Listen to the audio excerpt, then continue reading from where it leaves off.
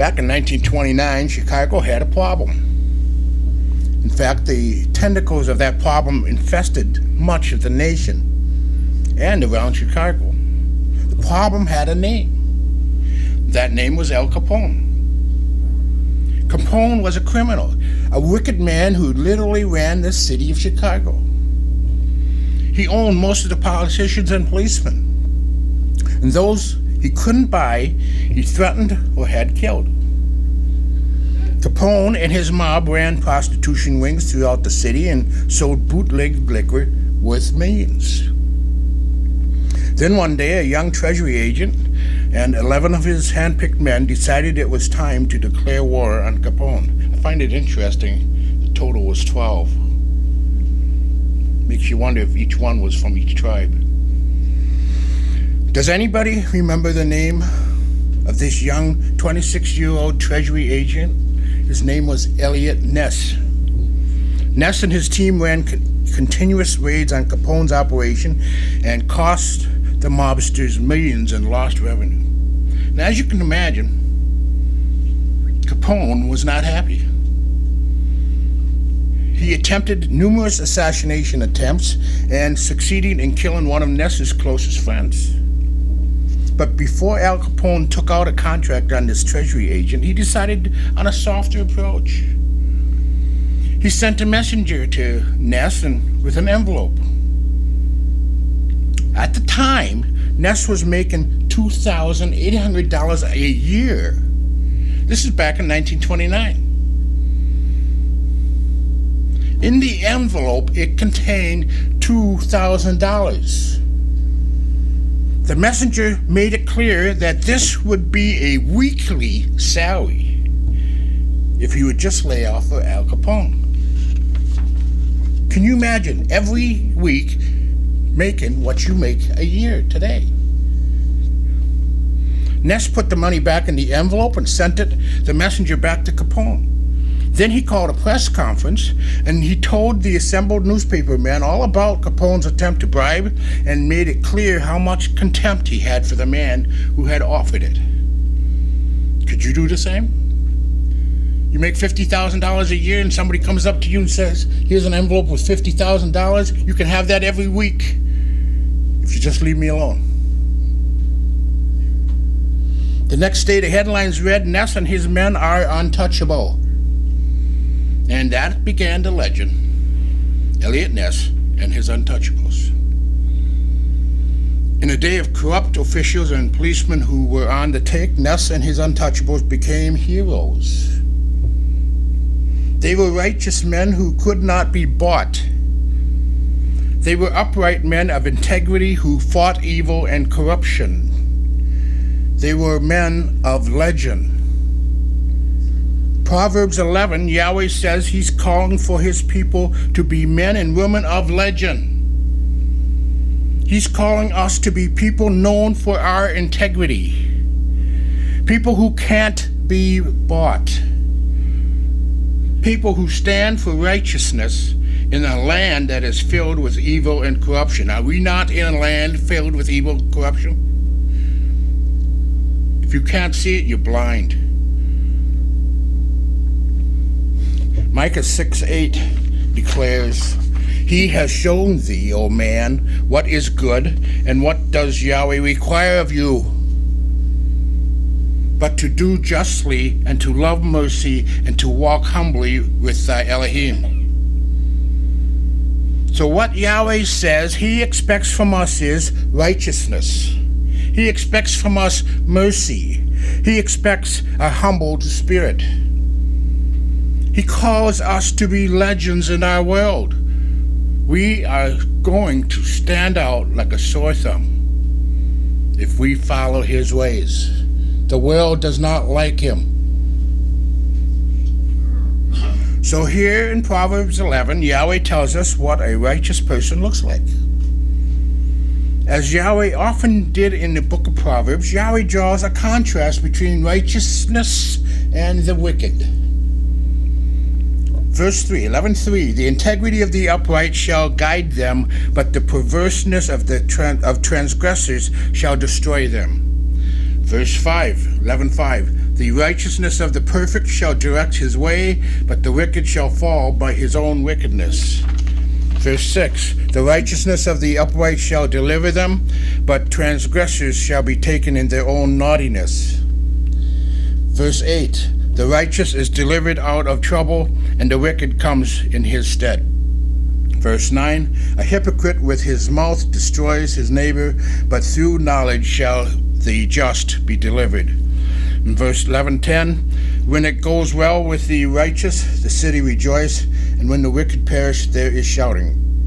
In verse 11, by the blessings of the upright, the city shall be exalted, but it is overthrown by the mouth of the wicked. Go to Detroit, see how that's overthrown. Several cities are underway. Did you catch the pattern? Yahweh says, these people are righteous, these aren't. These folks have integrity, these folks don't. Yahweh loves the good guys, he despises the other guys. The upright he protects and honors, but the wicked will be trapped and destroyed. Yahweh is making a comparison. And he's telling us, make a choice. Decide what kind of person you're going to be. A while back, Barna did a nationwide survey asking about the views of righteousness. But they didn't. The survey organization didn't put it that way, though. What they did was ask people to evaluate what they thought about a specific activities. Watching pornography, using profanity in public, gambling, gossiping, engaging in sexual intercourse with someone to whom they were not married, seeking revenge against someone, getting drunk, and lying. What they found was that folks who believed the Bible were the group most likely to follow and embrace morality, while atheists and agnostics were more likely to reject it.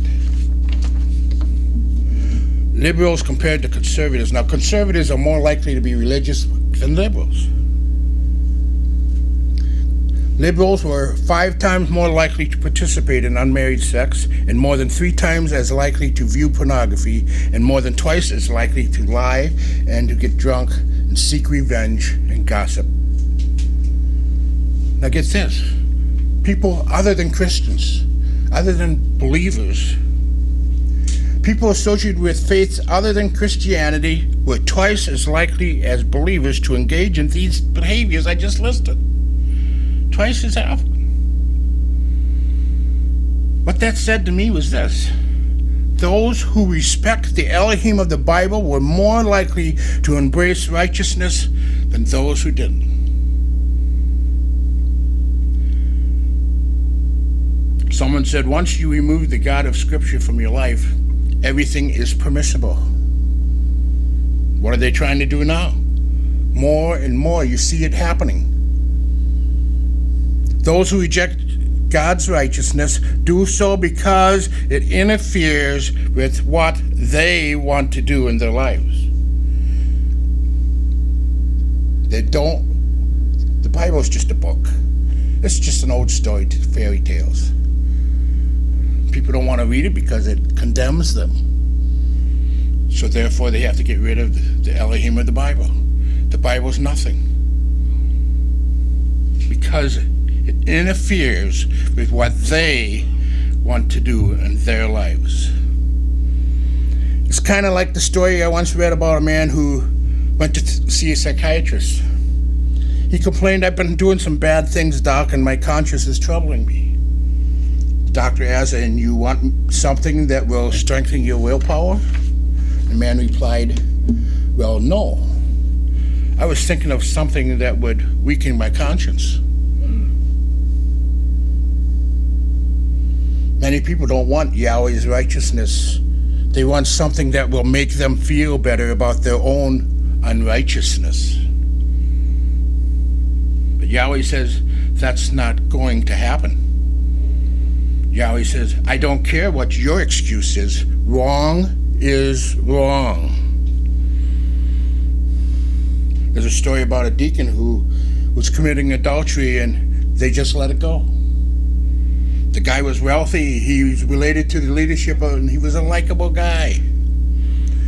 Then a new preacher shows up, and he refused to go along with their moral apathy. They were appalled and ultimately asked this new preacher to leave. In fact, one of the people asked, if you were a preacher in San Francisco, you wouldn't preach against homosexuality, would you? The new preacher says, well, yeah. That's where many of them live. It doesn't matter what sin we're talking about. Wrong is wrong.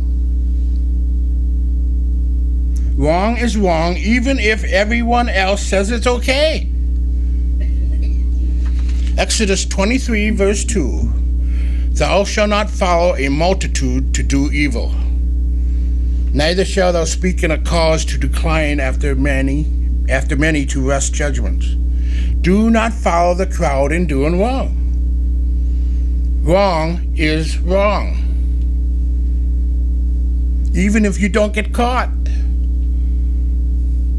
Proverbs 15, verse 3. The eyes of Yahweh are in every place, beholding the evil and the good. You can't possibly do anything that Yahweh doesn't know about. Wrong is wrong, even if it doesn't bother your conscience anymore. The conscience can be trained to accept wrongdoing. You can build up a callous over your heart. And Ephesians 4, verse 18 tells us that. Having the understanding darkened, being alienated from the life of Yahweh through the ignorance that is in them, because of the blindness of their heart. Wrong is wrong. Yahweh does not accept excuses. Yahweh calls for, no, he demands righteousness from his people. To those who would choose wickedness, Yahweh says in Proverbs 3, verse 33, the curse of Yahweh is in the house of the wicked, but he blesses the habitations of the just. You will be brought down by your own wickedness. Proverbs 11, verse 5, the righteousness of the perfect shall direct his way, but the wicked shall fall by his own wickedness. You will be trapped by your evil desires. Proverbs 11:6, the righteousness of the upright shall deliver them, but transgressors shall be taken to their own naughtiness. And when you die, people will rejoice. In verse 11:10, when it goes well with the righteous, the city rejoices, and when the wicked perish, there is shouting. But if you choose righteousness, that's a whole different ballgame. Yahweh will bless you. Proverbs 15, verse 29. Yahweh is far from the wicked, but he hears the prayer of the righteous. You will sing, and you will be glad. You will be happy, a happy person. Proverbs 29, verse 6. In the transgression of an evil man there is a snare, but the righteous does sing and rejoice. You won't go hungry. In Proverbs 10, verse 3, Yahweh will not suffer the soul of the righteous to famish, but he casteth away the substance of the wicked. You might get knocked down 7 times, but each time you'll get back up again. Proverbs 24, verse 16, for a just man falls 7 times and rises up again, but the wicked shall fall into mischief. So, Yahweh calls his people to righteousness. But there's a fly in the ointment. There's a problem we run into when we strive to be righteous. Romans 3, verse 10. There is no one righteous, not even one. Job 9 agrees. How can a mortal be righteous before Yahweh? The fly in the ointment is no one is righteous before Yahweh. We've all sinned and fallen short of the glory of Elohim. So let me see if I get this right. Yahweh wants me to be righteous. I want to be righteous, but I can't be righteous because no one ever is righteous. Did I understand that correctly? Yes, I did. So if I can't be righteous, why would Yahweh demand it of me? Why? Because Yahweh sets the bar high. He says, this is what you are aiming for. He's not saying you're always going to reach it, but that is your objective. You are going to touch the bar now and again, but there's no way you'll constantly be able to attain that goal in your life. Only one person did it. Only one person never let go of that bar.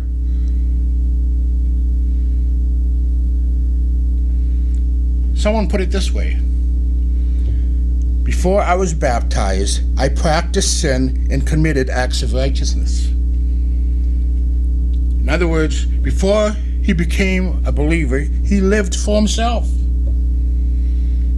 Yahweh's opinion didn't matter to him. If he wanted to do it, he did it. Sin was a way of life for this person. But he saw himself as being a nice guy. And so he would occasionally do nice things, because that was what nice people do. So this person said, before I was baptized, I practiced sin and committed acts of righteousness. Then he said, now I practice righteousness and commit acts of sins. In other words, now that he belongs to Yeshua, he lives to please him, but he's realistic enough to realize that he still messes up. He still falls short. He sins. But that is no longer his goal in his life.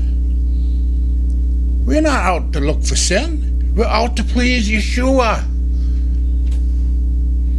And we slip and fall, and we get up again. It's a race. You can't finish the race laying down on the ground. Get up and start going again. And then, thinking about this issue of our imperfect righteousness, I was trying to think of some way to illustrate this truth. Then there's this thought about how many of you have ever watched a high school baseball game? Let's say we take them to the Milwaukee Brewers, my home state, where I was born and raised, and have them face off the Milwaukee Brewers. How do you think they'd do?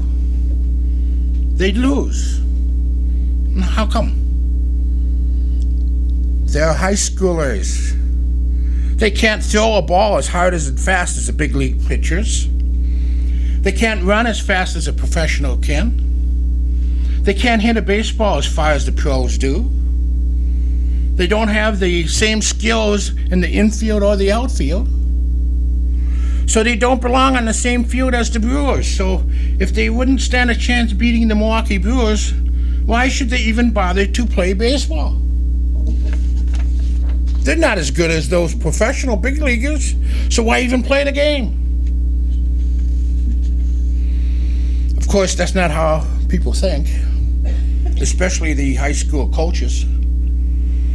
Those coaches don't care if their players aren't as good as the professionals. All they want from their boys is the best each of them can give. And if the young players don't give their best, they'll be doing laps. The Bible is telling us we're not in the same league as Yahweh. You and I will never be as righteous as Yahweh. Job says, how can a mortal be righteous before Elohim? We're not in the same playing field as Yahweh is. We don't have bragging rights to say we've been righteous enough to deserve to be on his team. That's why in Ephesians 2 tells us, Ephesians 2 verse 3, among whom also we all had our conversation in time past in the lust of our flesh, fulfilling the desires of the flesh and of the mind, and were by nature the children of wrath, even as others. But Yahweh, who is rich in mercy, for his great love wherewith he loved us, even when we were dead in sin, has quickened us together with Messiah. By grace you are saved. Ephesians 2:9, not of works, lest any man should be boasted. So, not righteous enough to be saved, but if that's true, how could I possibly make it into Yahweh's kingdom? That's what 2 Corinthians 5 verse 21 explains to us. For he has made him to be sin for us, who knew no sin, that we might be made the righteousness of Elohim in him. Yahweh made him who had no sin, Yeshua, to be sin for us, so that in him we might become the righteousness of Yahweh. You see, when I'm clothed with Yeshua, his righteousness compensates for what I lack. Someone explained it this way: if a believer had a $5 bill and Yahweh wanted a 10, Yahweh supplies the other 5 for him. If a believer has $7, Yahweh supplies the remaining 3. Yahweh makes up the difference for what I lack in righteousness. And it's kind of like this. Let's say a high school player gets a chance to play for the Brewers. There's 2 outs. The bases are loaded, and the young man is up to bat. On the mound is one of the best professional pitchers in the league, and our boy doesn't stand a chance. And he knows it.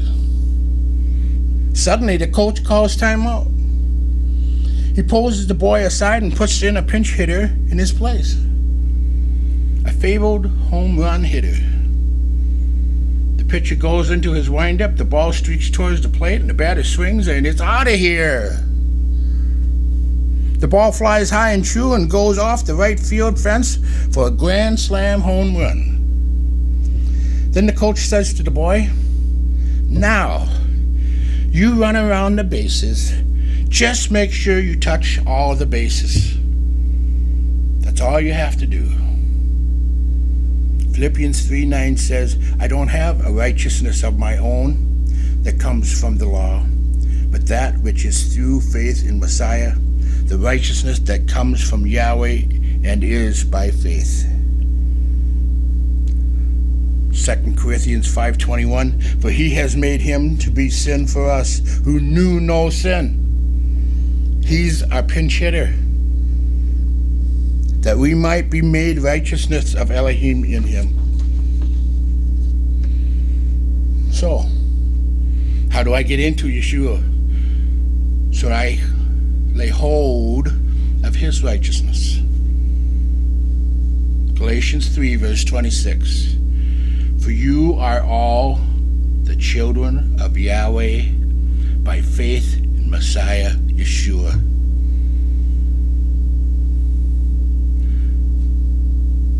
Verse 27, for as many of you as have been baptized into Messiah, you have put on Messiah.